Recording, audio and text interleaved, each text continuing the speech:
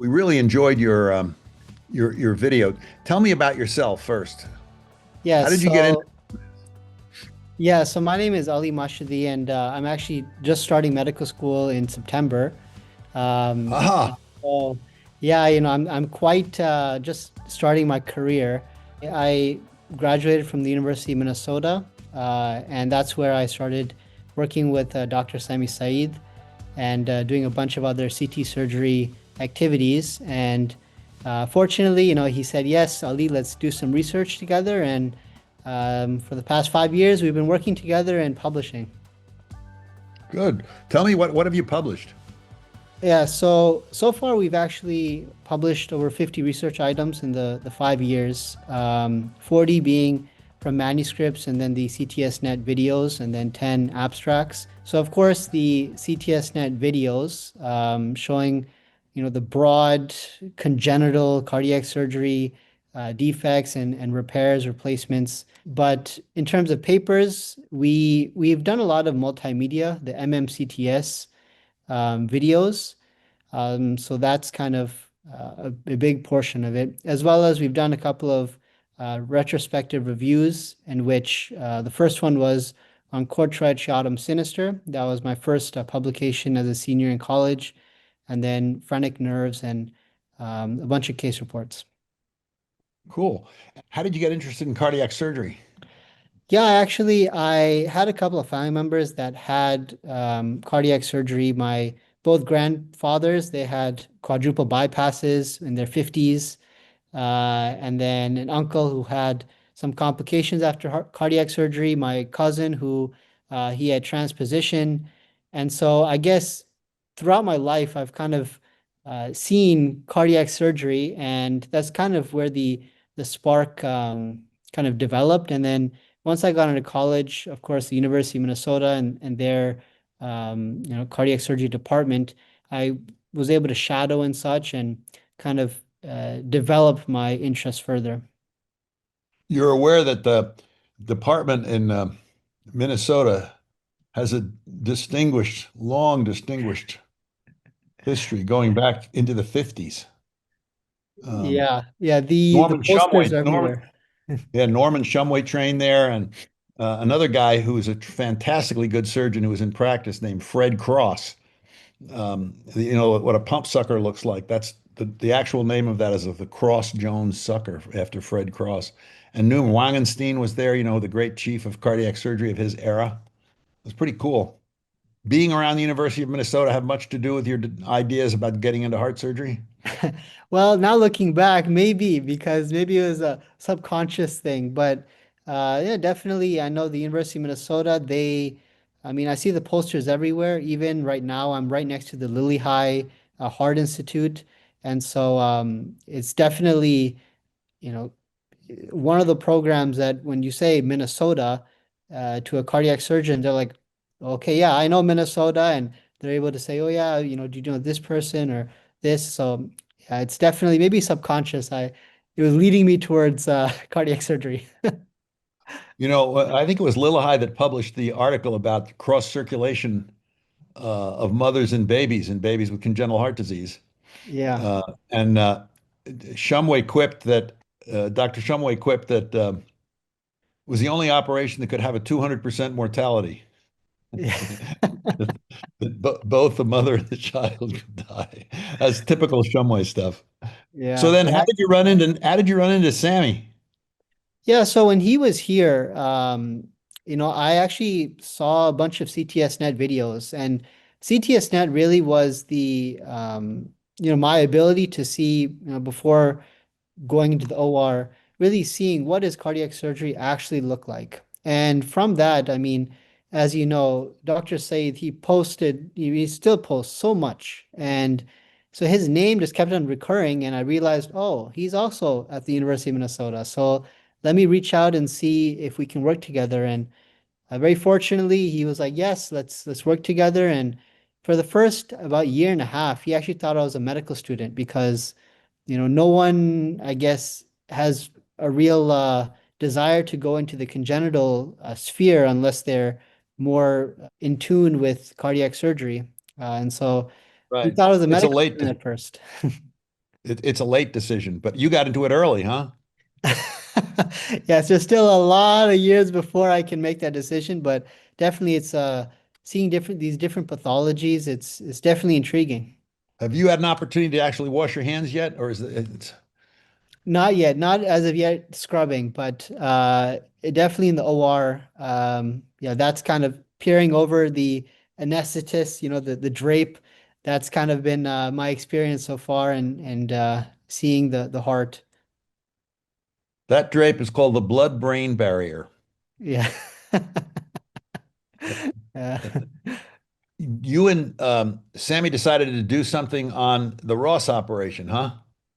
Yes, yes. So we were really looking for, of course, this is the inaugural CTSNet instructional video competition. And so Right. we were like, we want to put our best foot forward, try to make something that is applicable to as many viewers as possible. And so, of course, the Ross, not only is it congenital, but also adult cardiac.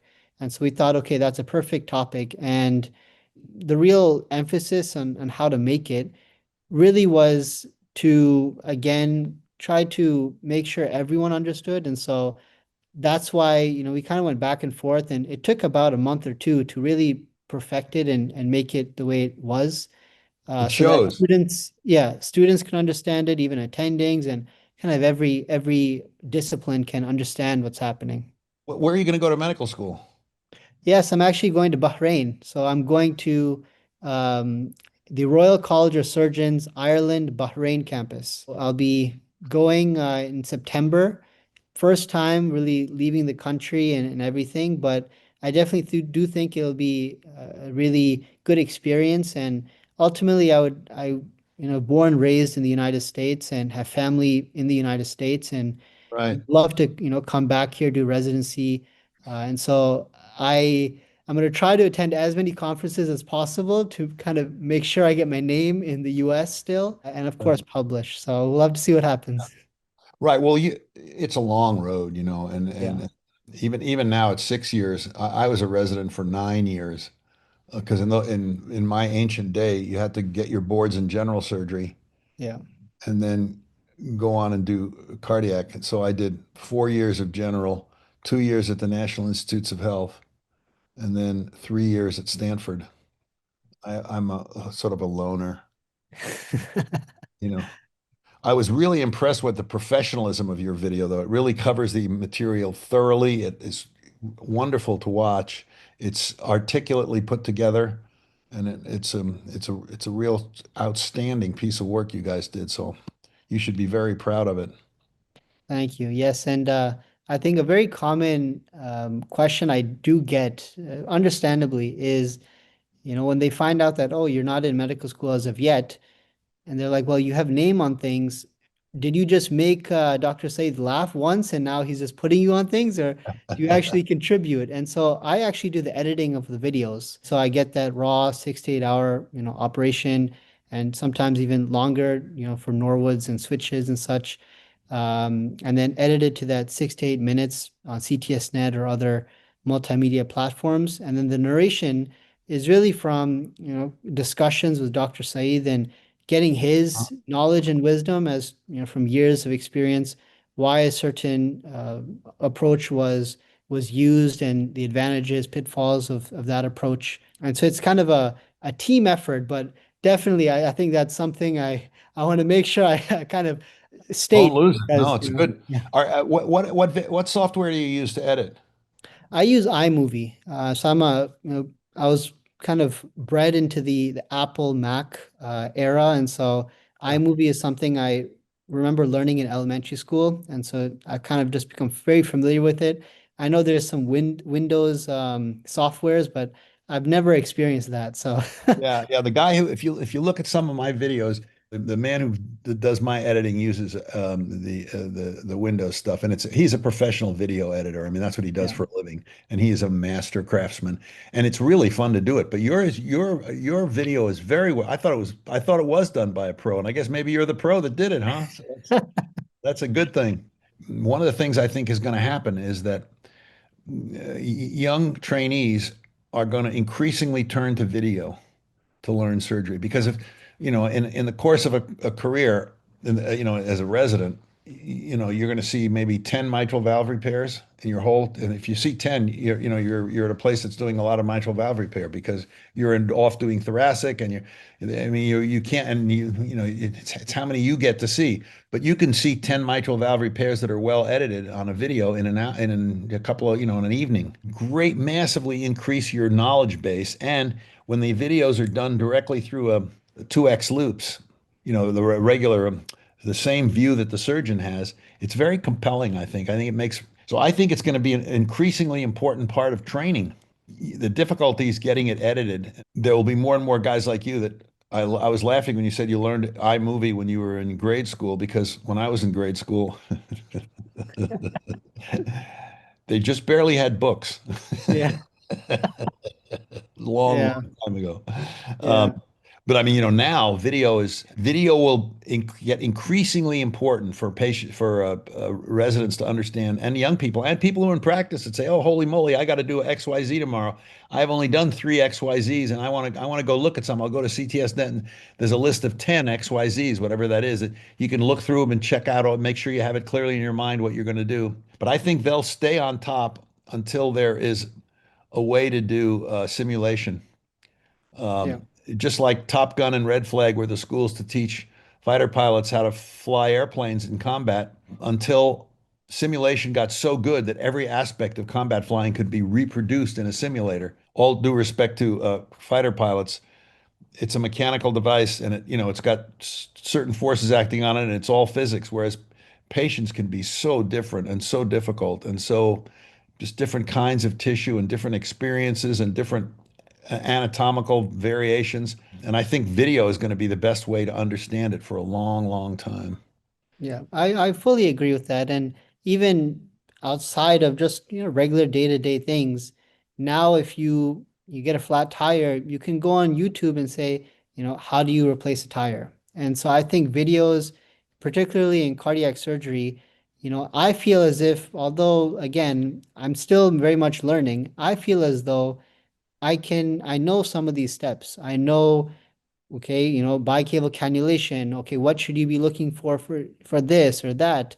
What does an actual, Epstein's anomaly, what does that actually look like? It's one thing to read it, see pictures, another thing to, okay, that's actually what it looks like.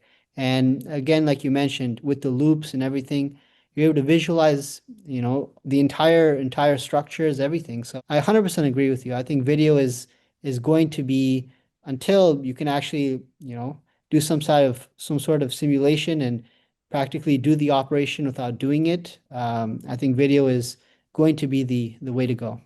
One of the problems we have in the medical community in general, and certainly true in surgery, is that the discussions during these big meetings tend to be 10-minute presentations. Yeah. And as I frequently joke, you can barely learn how to scratch your back in 10 minutes, much less do a complex operation.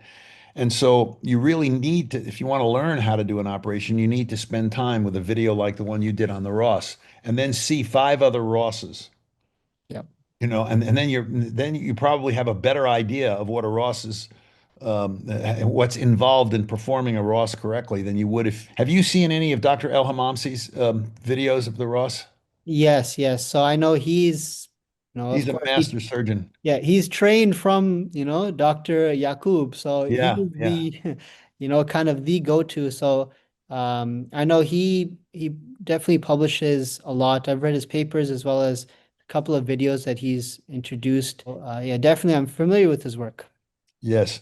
And I think the Ross is a really small area. It's a really highly important but narrow area. It's bigger in kids, and Dr. El probably does a third of the Rosses, or some significant number of the Rosses that get done. And there aren't that many 40-year-olds and under that. The simplest operation that solves the problem for a decade is the best operation, and there are Yeah. exceptions to that. But because we're such frail mortals, the simpler operations are more likely to turn out right in the long run. Unless you're Dr. El, and then of course he can do just about anything with with the left ventricular outflow tract. But the Ross operation has a small but significant place, and I think your video really is the ground floor of it. Really excellent, fun video to do. So you are to be congratulated. It's been a joy to talk with you. Thanks so much for taking the time. Yes. All right. You too. Take care.